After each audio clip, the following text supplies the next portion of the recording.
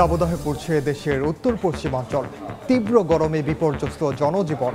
সিলেট সহ ৩ জেলায় স্বস্তির বৃষ্টি। কিশোরগঞ্জ, ব্রাহ্মণবাড়িয়ায় বজ্রপাতে ৫ কৃষকের মৃত্যু। সিলেট সীমান্তে ভারতের কারফিউ জারি, রেড অ্যালার্টে সর্বোচ্চ সতর্ক অবস্থানে বিজিবি। টহলের পাশাপাশি অবৈধ অনুপ্রবেশ ঠেকাতে কড়া নজরদারি। এবং বুদ্ধ পূর্ণিমায় বিহারে বিহারে প্রার্থনা, বুদ্ধের দীক্ষায় অশান্ত বিশ্বে শান্তি কামনা ভক্তদের। ভিন্ন দল, মত ও ধর্মের প্রতি সবাইকে সহনশীল হওয়ার আহ্বান।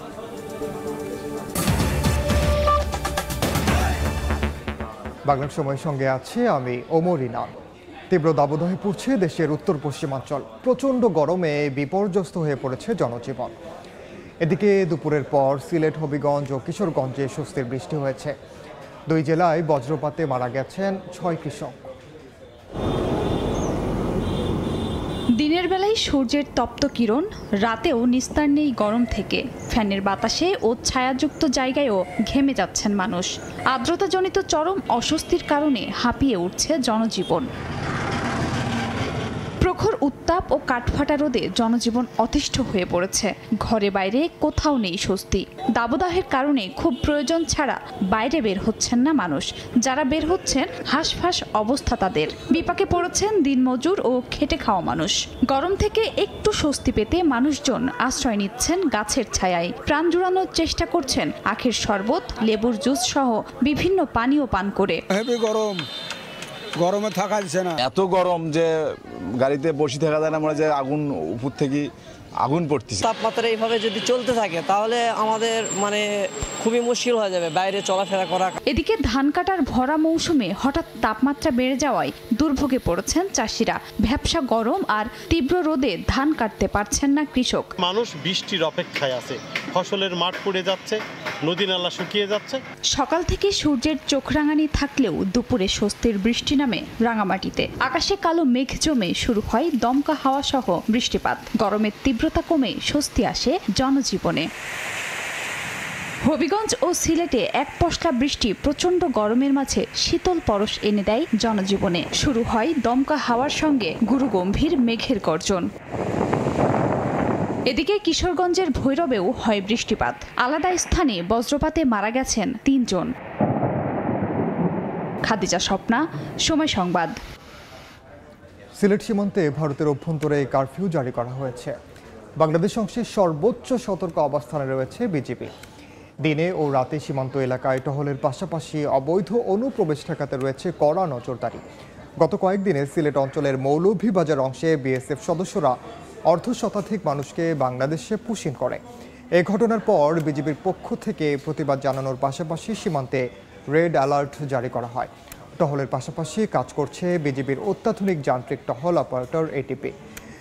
প্রতাপপুর সহ সিলেটের সীমান্ত এলাকায় যে কোনো ধরনের অপরাধ ঠেকাতে তৎপরতা কয়েক ধাপ বাড়ানো হয়েছে জানিয়েছেন 48 বিজিবি অধিনায়ক লেফটেন্যান্ট কর্নেল নাজবুল হক। আওয়ামী লীগের কার্যক্রম নিষিদ্ধ হওয়ায় দেশের বিভিন্ন স্থানে আনন্দ মিছিল করেছে জামায়াতে ইসলামী সহ বিভিন্ন রাজনৈতিক দল। একই সঙ্গে জুলাইয়ের গণহত্যায় জড়িত দলটির নেতাদের দ্রুত বিচারের আওতায় আনার দাবি জানান তারা। আওয়ামী লীগের রাজনৈতিক কার্যক্রম নিষিদ্ধের খবরে উচ্ছ্বসিত ছাত্র জনতা। বিভিন্ন রাজনৈতিক দল রোববারও আনন্দ মিছিল করে। জুলাই গণহত্যার দায়ে বিচার না হওয়া পর্যন্ত আওয়ামী লীগের যাবতীয় কার্যক্রম নিষিদ্ধ করার সিদ্ধান্তে আনন্দ মিছিল ও সমাবেশ করে জামায়াতে ইসলামী ও ইসলামী ছাত্র শিবির। এতে দলটির তৃণমূলের নেতাকর্মীরা অংশ নেন। বক্তারা বলেন, শুধু আওয়ামী লীগের কার্যক্রমই নিষিদ্ধ করলেই চলবে না, জুলাই গণহত্যায় জড়িত দলটির নেতাদেরও বিচারের আওতায় আনার দাবি জানান তারা। নিষিদ্ধ হয়েছে আমাদের জন্য আজকেও খুশির দিন। বাংলাদেশের মাটি থেকে তাদের উৎখাত করে জঙ্গি সংগঠন হিসেবে তাদেরকে নিষিদ্ধ করতে হবে। কেউ দেশে অস্থিতিশীল পরিবেশ করার পায়তারা করলে তাদের শক্ত হাতে দমন করার হুঁশিয়ারি দেন তারা। যারা ইসলামের বিপক্ষে অবস্থান করবে, শুধু আজই নয় আগামীতেও এই দেশের জনগণ তাদের এই জুলুমের বিপক্ষে দাঁড়িয়ে তাদেরকেও নিষিদ্ধ করবে ইনশাআল্লাহ। পঞ্চগড়, নাটোর ও জয়পুরহাটে আনন্দ মিছিল করা হয়। ওমর ফারুক, সময় সংবাদ। বাংলার সময় আরও থাকছে। চলতি মৌসুমে রেকর্ড লবণ উৎপাদন, ন্যায্য মূল্য না পাওয়ায় হতাশ কক্সবাজারের চাষি। মাঠ পর্যায়ে কেনার পরিকল্পনা সরকারের, প্রয়োজনের বেশি আমদানি না করার আহ্বান। গাজীপুরে ধান খেতে পানি দেওয়াকে কেন্দ্র করে ছুরিকাঘাতে এক যুবককে হত্যার ঘটনায় অভিযুক্ত ও তার 2 স্বজনের বাড়িতে আগুন দিয়েছে বিক্ষুব্ধ জনতা। গতরাতে শ্রীপুরের যোগীরছিট এলাকায় এ ঘটনা ঘটে। স্থানীয়রা জানান, পহেলা মে ধান খেতে পানি দেওয়াকে কেন্দ্র করে আল আমিনের সঙ্গে নাজমুলের কথা কাটাকাটি হয়। ওই দিন রাতেই নাজমুলকে ছুরিকাঘাত করে আল আমিন। নাজমুলকে বাঁচাতে গিয়ে হামলার শিকার হন তার মা ও বাবাও। গুরুতর আহত অবস্থায় নাজমুলকে ময়মনসিংহ মেডিকেলে ভর্তি করা হলে চিকিৎসাধীন অবস্থায় তার মৃত্যু হয়।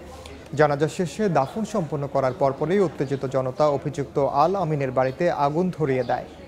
কক্সবাজারের টেকনাফে পাচারকারীদের জিম্মি ঘর থেকে 14 অপহৃতকে উদ্ধার করেছে বিজিবি জানায়, টেকনাফ ও আশপাশের এলাকায় দীর্ঘদিন ধরে মানব পাচার ও অপহরণের মতো অপরাধ সংঘটিত হয়ে আসছে।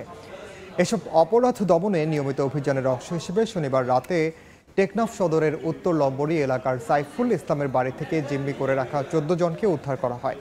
তবে কাউকে আটক করা সম্ভব হয়নি।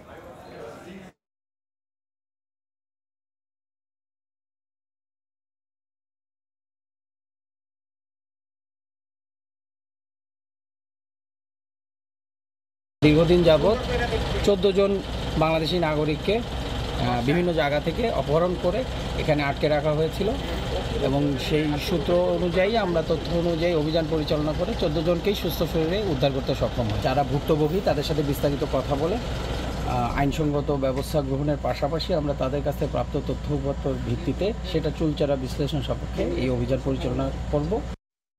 স্টিলটেক মানে গুণগত মানের নিশ্চয়তা। It's all about stainless style.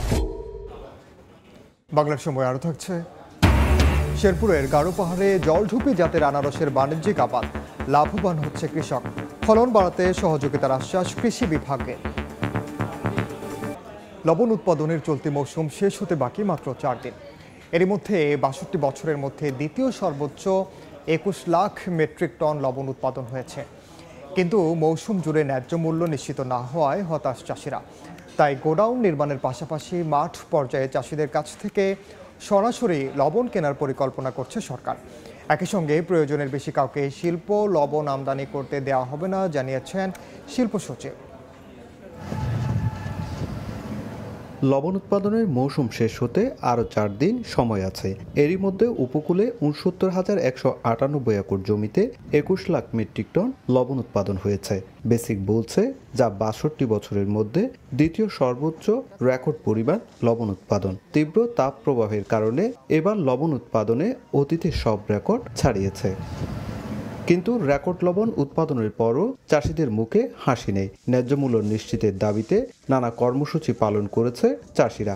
এদিকে রোববার কক্সবাজার জেলা প্রশাসক কার্যালয়ে লবণ চাষি, মিল মালিক, ব্যবসায়ী সহ সব পক্ষের সঙ্গে আলোচনায় বসেন শিল্প সচিব। নিজেদের দুঃখ দুর্দশার কথা তুলে ধরেন লবণ চাষিরা। 3 থেকে 4 টাকা লবণ বিক্রি করছে, 7 থেকে 8 টাকা উৎপাদন খরচ করে। এই লবণ চাষের জন্য আমরা কি করতে পেরেছি? লবণ চাষি ন্যায্য মূল্য যাতে পায় এবং আমদানি বন্ধ করতে হবে। আলোচনা চলে 3 ঘন্টা ব্যাপী, যেখানে সব পক্ষের কথা শুনেন শিল্প সচিব ও বেসিকের চেয়ারম্যান। সমস্যা চিহ্নিত করে সমাধানের নানা পরিকল্পনার কথা জানান তারা। আমরা চেষ্টা করব যে বিষয়টি ভূমি মন্ত্রণালয়ে যোগাযোগ করে ব্যক্তিগত জমি ৩৪,০০০, ৪০,০০০, ৫০,০০০ কেন? তাহলে তো তারা আপনারা চাষিদেরকে শোষণ করার জন্য এই কাজটা করা হচ্ছে। ইন্ডাস্ট্রিয়াল সল্ট আমদানি করার জন্য আমাদের কাছে পারমিশন চেয়েছে, আমরা এখনো দিই নাই। আমরা পরীক্ষা নিরীক্ষা করে যদি যতটুকু দরকার সেইটুকুই আমরা দিব, কারণ আমার চাষিকে ধ্বংস করে অন্য জায়গাতে আমদানি করতে দেবো, এটা আমরা করতে দিব না। চলতি মৌসুমে ৬৯,১৯৮ একর জমিতে লবণ চাষ করছেন ৪১,৩৫৫ জন চাষি। আর দেশে লবণের চাহিদা ধরা হয়েছে ২৬,১০,০০০ মেট্রিক টন।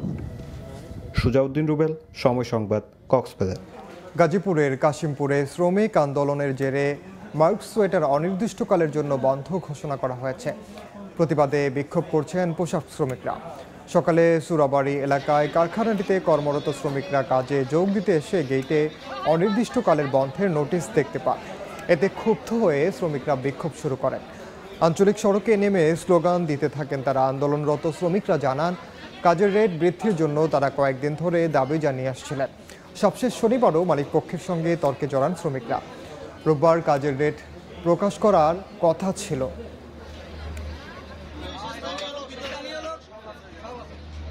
শেরপুরের গাড়ু পাহাড়ে জলঢুপি জাতের আনারসের বাণিজ্যিক আবাদ বাড়ছে। এতে লাভবান হচ্ছেন কৃষকরা। ফলন বাড়াতে সব ধরনের সহযোগিতার আশ্বাস কৃষি বিভাগের। শহীদুল ইসলাম হীরার তথ্য ও বাবু চক্রবর্তীর ছবিতে রিপোর্ট। যেদিকেই চোখ যায় শুধু আনারস আর আনারস। শেরপুরের ঝিনাইগাতি উপজেলার গারো পাহাড়ে বাণিজ্যিকভাবে চাষ হচ্ছে মিষ্টি ও সুস্বাদু জলঢুপি জাতের আনারস। এই অঞ্চলের মাটি ফলটি চাষের উপযোগী। ফলনও হয়েছে বাম্পার। আনারসের স্বাদ ও গন্ধ অতুলনীয় হওয়ায় চাহিদাও বেশি। ক্ষেত থেকে প্রতিটি আনারস পাইকারি বিক্রি হয় 6 থেকে 8 টাকায়। 1.5 লাখ টাকা খরচ করছি, করার পরে আমার 1.5 লাখ টাকা লাভ থাকবে। আমিও চেষ্টা করবো আগামীতে এরকম সুন্দর বাগান দেওয়ার জন্য। এটা আমাদের কাছে অবিশ্বাস্য যে শেরপুরে এত মিষ্টি আনারস হয়। ফলটি চাষে আগ্রহী কৃষকদের প্রয়োজন প্রশিক্ষণ ও আর্থিক সহায়তা। যদি কোনো কৃষি উদ্যোক্তা আনারস চাষে আগ্রহী হয়, তারা আমরা কৃষি বিভাগের ভিতরে তাদেরকে প্রয়োজনীয় প্রশিক্ষণ প্রদান করব।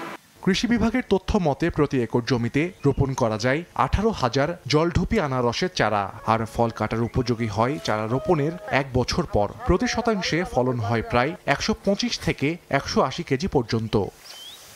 সময় সংবাদ, শেরপুর।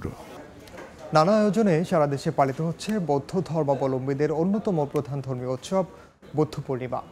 চট্টগ্রামে শোভাযাত্রায় যোগ দিয়ে ভিন্ন দল, মত ও ধর্মের প্রতি সবাইকে সহনশীল হওয়ার আহ্বান জানান বিএনপির স্থায়ী কমিটির সদস্য আমির খসরু মাহমুদ চৌধুরী। আর হিংসা বিদ্বেষ ভুলে দেশ, জাতি ও বিশ্বের সকল প্রাণীর মঙ্গল প্রার্থনা করেন ভক্তরা।